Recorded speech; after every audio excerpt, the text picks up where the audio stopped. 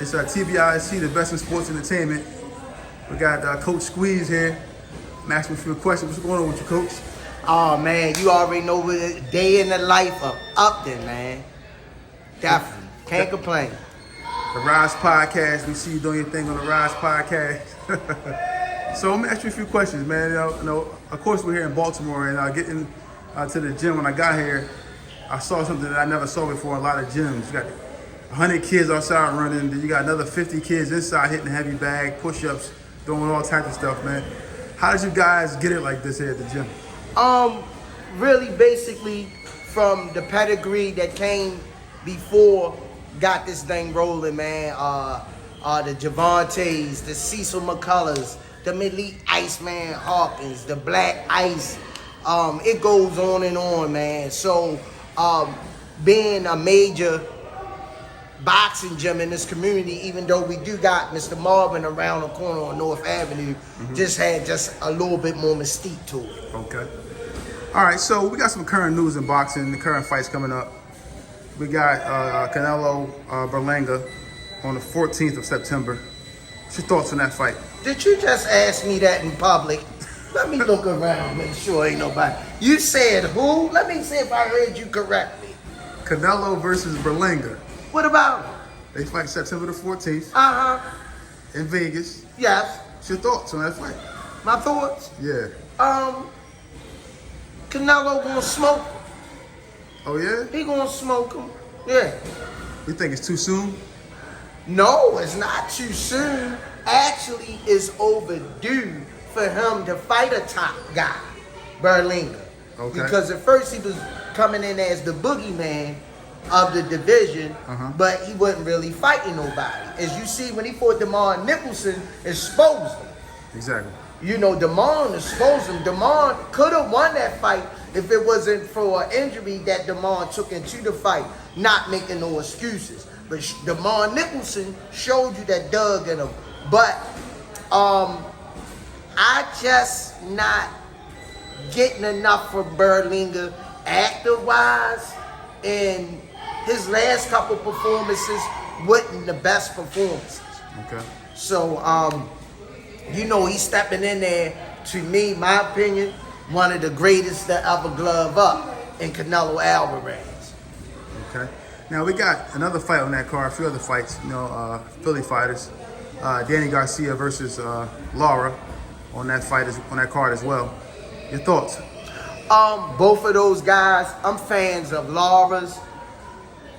Slick boxer, don't take a bunch of punishment. In this fight, the cliche styles make fights really gonna resonate in this fight. We know Lara, the boxer, the mover. Danny like to bang and bring the pressure. So we gonna see whose style that night is gonna showcase the most. Which, like I say, I'm fans of both of these guys. I like both of them.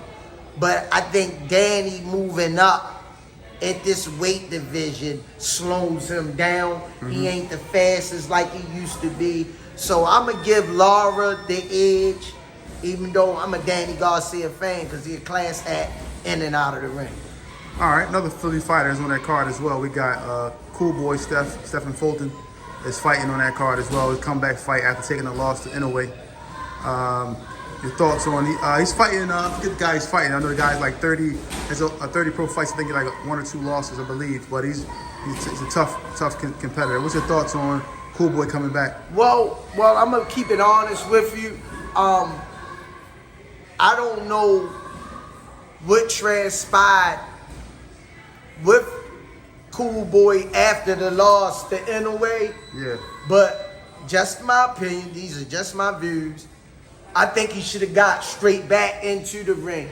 I don't think he should have waited that long of a layoff after the Inouye fight. He should have took his year off, got back in the gym training, and got back in the ring. You know, don't let that loss, a lot of these guys letting that loss define them and derail them off of the mission at hand. But I would like to see Cool Boy Steph come back and reclaim that steam that he had going at one time. I'd like to see Inoue again. Okay. Yeah, me too. Now, moving on, got the cash cow boxing. Boxing's number one attraction.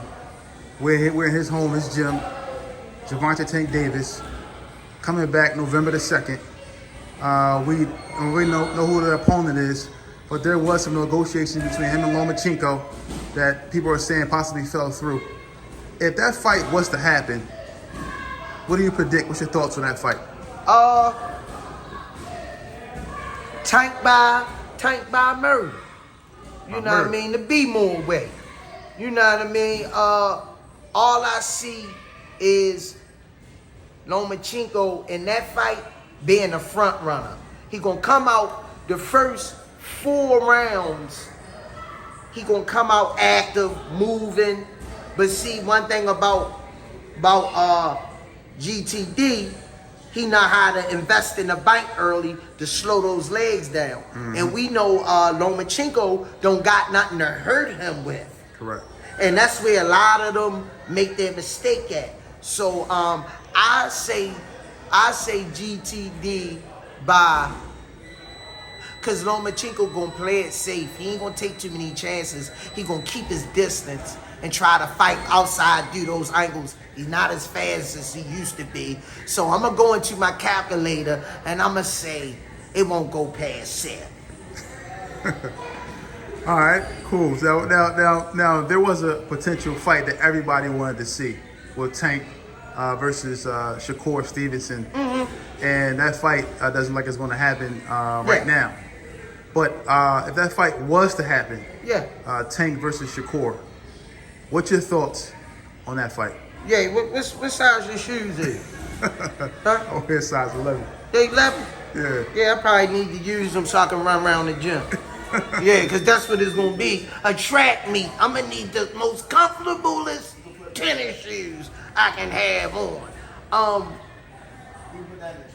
I got Shakur lasting a little longer than Lomachenko. Lomachenko 7, because they movers.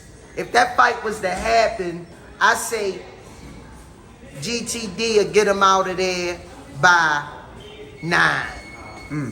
Because of Shakur being able to move. He's not going to over-engage. He ain't going to sit in no pocket like he did this last guy in trade with no GTD. We already know that. So I say 9th round. 9th round. TKO. You can run, but you can't hide. And you see, he don't mind getting hit. He don't mind getting hit. And, you know, by him don't mind getting hit, he's going to cut the ring off. He going to make you exchange. And you know it's night-night. Ain't too much to that. Okay, so, you know, even with that, you know, we've heard stories about Tank knocking out 168-pounders and crushing them in here in the gym. Some notable names, we're not going to probably say who they are, but some notable names in the gym. I'm going to tell you like this. He sparred at the age of, he was 16, sparring the professionals with 15 fights. 15-0. I ain't going to name these fighters. 15-0. 16-0, and when they got in there with this 16-year-old kid, smoked them. And these wasn't no chumps. And when I stood back and I saw that, I said, this kid the real deal, man. He the real deal. Yeah, he got that neutralizer. But everybody keep thinking about the power, but the skill set is underrated. Very skillful. You gotta set this stuff up. Yeah. Leo Santa Cruz. Jesus Cuellar. To the liver body shot. Ryan Garcia. Rolly Momoro touching them, getting off the road.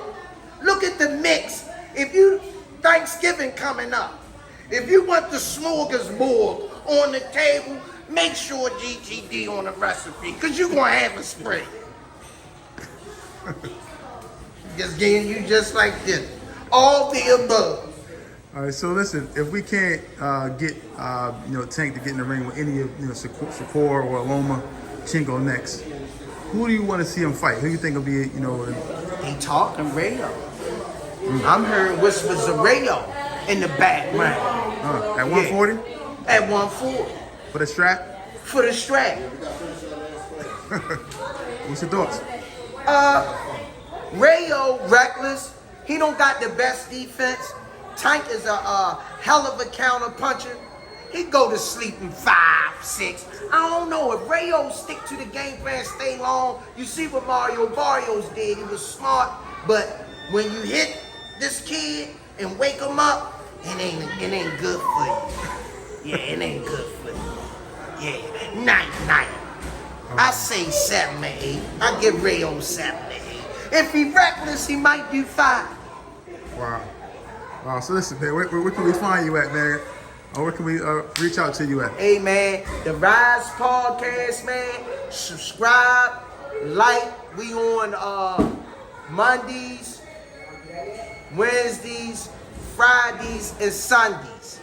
Check us out, man. Come over there. We got that fire content, man. You already know who it is. It's your boy, Coach Squeeze, live, right back at y'all with another one. Appreciate you. My man.